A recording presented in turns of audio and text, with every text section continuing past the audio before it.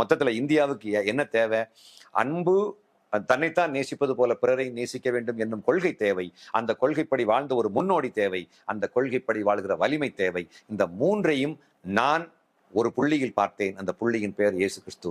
அதனால்தான் நான் இயேசு கிறிஸ்துவை பின்பற்றுகின்றேன். அவர் நாம் எப்படி வாழ வேண்டும் என்று, எப்படிப்பட்ட பண்பாடுடையவர்களாக இருக்க வேண்டும் என்று இயேசு அல்டிமேட்டா சொல்லிக் கொடுத்தாரோ, அந்த பண்பாட்டோடு நான் வாழ வேண்டும் என்று நான் என்னை முழுமையாக சரண்டர் பண்ண வேண்டுமானால், இதை சொன்னவர் இந்த கொள்கைப்படி வாழ்ந்தாரா? அப்படி பார்த்தா இயேசு வாழ்ந்தார். நான் பரிசுத்தராயிருக்கிறது போல நீங்களும் பரிசுத்தராயிருங்கள் என்று இறைவன் சொல்லி இருக்கிறார்.